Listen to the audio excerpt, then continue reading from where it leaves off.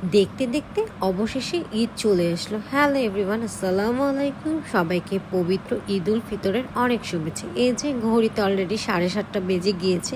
ঈদ উল ফিতরের নামাজ হচ্ছে 8টা বাজে। এখানে আমি সায়ামের আউটফিটগুলো রেডি করে রেখেছিলাম।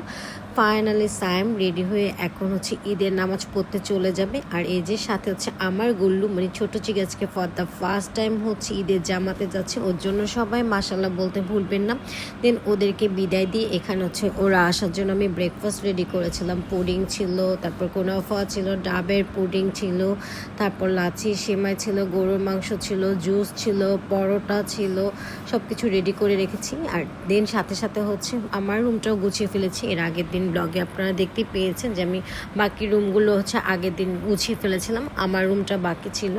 তো ফাইনালি এই যে আমার রুমের হোম ট্যুরটা মানে আমার ছোট রুমের ট্যুরটা দিয়ে দিয়েছি। এখানে সুন্দর করে গুছিয়ে নিয়েছি।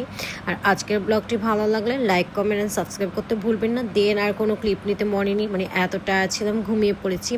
এখানে আমাদের বাসায় গেস্ট চলে এসেছিলো, সায়ামের ফুফাতো ভাইরা। ওরা আসলে আমাদের মনে হয় যে ঈদটা পরিপূর্ণ হয়েছে। ভাইয়ারা আসলে এত জলি মাইন্ডেড। এই যে ভাইয়ারা আমার ব্লগের জন্য হাই দিচ্ছিল। এটা সায়ামের বড় ফুপি ছেলে আর তাদের ঘরের ছেলে মেয়ে। তো অনেক ভালো লাগছিল। তো এই যে ওদের সবাইকে বলছিলাম আমার ব্লগের জন্য হাই দাও। আর এইখানে চিগিও ছিল। আজকের ব্লগটি ভালো লাগলে লাইক, কমেন্ট, সাবস্ক্রাইব কিন্তু মাস্ট বি করতে হবে। সবাই আমার ব্লগের জন্য হাই দিচ্ছিল, কারণ ওরা জানে যে আমি ছোটোখাটো ব্লগ করে থাকি। স্পেশাল আপনাদের সাথে সবগুলো স্পেশাল মোমেন্ট সেভ করি। যেহেতু এখন আমি ভয়েস দিচ্ছি, এখন অলমোস্ট 4টা বাজে। তো এখানে চিগি সালামি কালেকশন করছিল। আর ভাইয়ারা সবাই মিলে অনেক গল্প করছিল। আমরা আম্মু আব্বুকে অনেক মিস করছি। এখানে তানবীর ভাইয়াও ছিল, ওনার ওয়াইফের বেবি সিক, সেজন্য আসতে পারিনি। দেন সব গেস্টকে বিদায় দিয়ে আমরা চলে যাচ্ছিলাম এখন একটু ঘুরতে। রিক্সাতেই আমার খুব ভালো লাগে ঘুরতে। আর ঈদের দিন ওয়েদারটা মাশাআল্লাহ আলহামদুলিল্লাহ এত বেশি ঠান্ডা ছিল, অনেক ভালো লাগছিল, মানে খুব বেশি এনজয় করছিলাম। তাই হোক আপনাদের সবারও ঈদের প্রথম দিনটা ভালোই কেটেছে। তো আপনারা সবাই অনেক রিকোয়েস্ট করছিলেন আপু ব্লগটা দেন। তাই আপনাদের জন্যই এত রাতে কষ্ট করেছে ব্লগের ভয়েস ক্লিপ দেওয়া। আর আমার এই নেক পিসটা নিয়ে অনেক এনকিউরিয়াস ছিল। এটার ডিটেলস আমি আপনাদেরকে পরে জানিয়ে দিব। আর এই যে আমি একটু ঢং করছিলাম, এত সুন্দর বাতাস ছিল, চুলগুলো ছিল। তো মেনলি আমরা এখন ফুপ্পির বাসায় যাচ্ছিলাম। সায়ামের সবগুলো ফুপ্পির বাসায় যারা যারা রয়েছেন তাদের বাসায় যে একটু ঢু দিয়ে আসবো।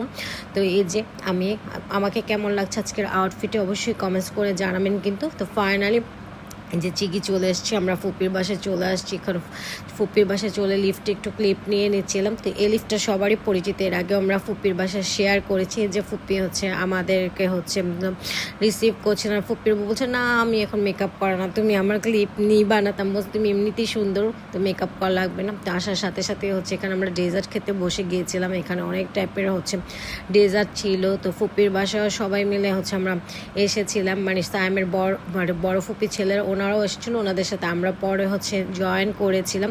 তো সবাই ঈদের দিন কম বেশি রিলেটিভদের বাসায় ঘুরতে চায়। এই যে পিছনে দেখেন বাচ্চা পার্টি দুষ্টামি করছে অ্যাজ ইউজুয়াল। এই যে ফাইনালি সে মেকআপ করে এসছে ফুপির একমাত্র ছেলের